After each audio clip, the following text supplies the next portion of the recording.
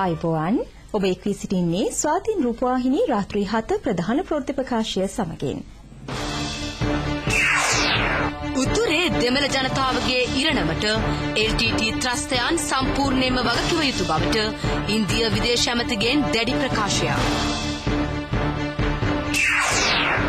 LTT ත්‍රස්තයන්ගේ ගුවන් යානක් කම්හලත් දැවැන්ත බෝම්බ කම්හලකුත් හමුදාවතේ. දෙමළ සංධානයේ සම්බන්ධන්ගේ LTT සම්බන්ධකම් ගැන සැකයකින් තොරව ඔප්පු වී ඇතැයි රජය පවසයි. LTTෙන් මිදී එන දෙමළ ජනතාවගේ සෞඛ්‍ය නැංවීමට සෞඛ්‍ය ශේෂ්ත්‍රයම එකට එක් වේ. බැරැක් ඔබාමා සහන පැකේජයට අත්සන් තබයි.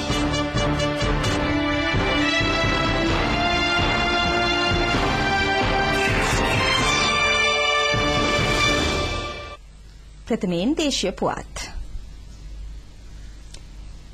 දෙහිවල ගල්කිස්ස මහනගර සභාවේ උපනගරාධිපති ධනසිර අමරතුංග මහතා ජනාධිපතිතුමා ගෙන යන වැඩපිළිවෙල ශක්තිමත් කිරීමට එක් වෙයි.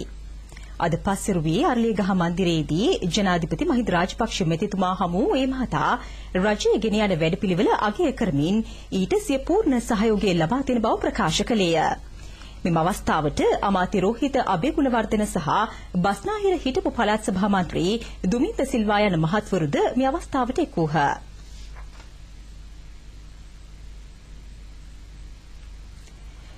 උතුරේ දෙමළ වැසියන්ගේ ඉරණමට වගකිව යුත්තේ LTTE සංවිධානයේ බව ඉන්දිය විදේශ අමාත්‍ය ප්‍රණාබ් මුඛර්ජී මහතා පවසයි. මේ වන විට LTT ත්‍රස්තවාදීන් ඔවුන්ගේ ග්‍රහණයෙන් මිදීමට උත්සාහ කළ අහිංසක දෙමළ වැසියන් ඝාතනය කර ඇතැයිද ඒ මහතා ඉන්දිය පාර්ලිමේන්තුව හෙවත් ලෝක සභාවේදී ප්‍රකාශ කළේය. දැනටමත් LTT ත්‍රස්තවාදීන් අහිංසක සිවිල් වැසියන්ට එම ප්‍රදේශවලින් පිටවීමට ඉඩ නොදෙයි.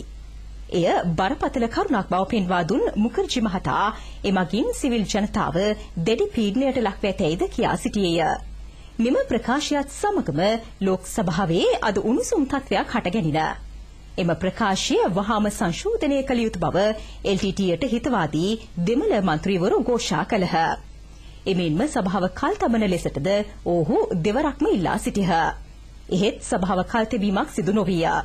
LTT ත්‍රස්තවාදීන් දෙමළ ජනතාවට විශාල හානියක් සිදු කර තිබේ. දෙමළ ජනතාවගේ යහපත වෙනුවෙන් වහාම එම ජනතාව නිදහස් කොට LTTය අවබිම තැබිය යුතු බව ප්‍රණාබ් මුඛර්ජී මහතා ලෝක සභාවේදී අවධාරණය කළේය. මේ අතර ශ්‍රී ලංකා රජයේ වැඩපිළිවෙලට ඉන්දිය රජයේ පූර්ණ සහාය පළ වෙයි.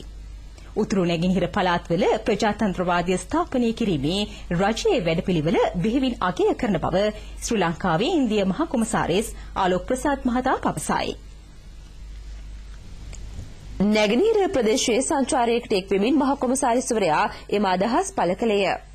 කාන්තන්කුඩි හිස්බුල්ලා සංස්කෘතික ශාලාවේ පැවති උත්සවයකදී අදහස් දැක් වූ ආලෝක් ප්‍රසාද් මහතා කියා සිටියේ නැගෙනහිර පළාතේ සිදු කෙරෙන ශීඝ්‍ර සංවර්ධනය පිළිබඳ තමන් බලවත් සතුටට පත් වූ බවයි.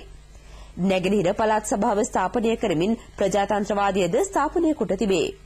ශ්‍රී ලංකාවට තිරසන සාමය කඩිනමින් උදාවීම ඉන්දියාවේද අපේක්ෂාවයි. වසර ගණනාවක් තිස්සේ දෙරට අතර සමීප රාජතාන්ත්‍රික සම්බන්ධතා පැවතින. ඒ අනුව ශ්‍රී ලංකා රාජ්‍යයේ වැඩපිළිවෙලට ඉන්දියාවේ පූර්ණ සහාය හිමි වන බවද ආලෝක් ප්‍රසාද් මහතා ප්‍රකාශ කළේය. නැගෙනහිර පළාත් ආණ්ඩුකාර රිය අද්මිරාල් මොහාන් විජේවික්‍රම, පළාත් ප්‍රධාන අමාත්‍ය සිවනසතුරේ චන්ද්‍රකාන්තන්, පළාත් අමාත්‍යවරුන් වන MLAM හිස්බුල්ලා, තුරේයප්පා නවරත්න රාජා, මඩකල්පුව නගරාධිපතිනි ශිවකීතා ප්‍රභාකරන් යන මහත්ම මහත්මීන් සමග විශේෂ සාකච්ඡාවකටද ඉන්දිය මහ කොමසාරිස්වරයා සහභාගී විය. පැමිණෙන සාමාන්‍ය වැසියන්ගේ සංඛ්‍යාවද දිනින් දින ඉහළ යමින් පවතින බව බ්‍රිගේඩියර් උදේ නානායක්කාර මහතා පවසයි.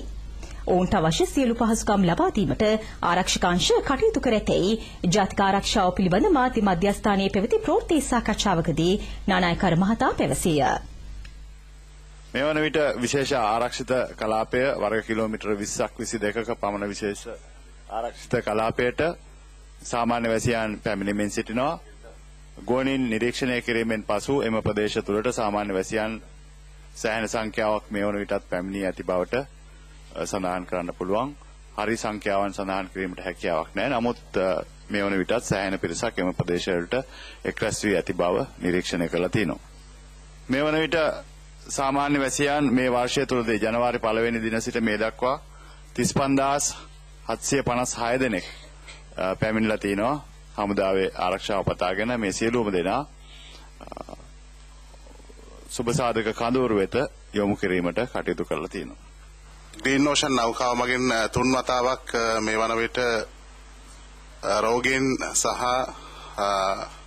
තුවාලකරුවන් ICRC උදව් ඇතිව ත්‍රිකුණාමලය වෙත රැගෙන ඇවිත් තියෙනවා. ඒ සඳහා නාවික හමුදාව සම්පූර්ණ පහසුකම් සැලසීම සිදු කරනවා.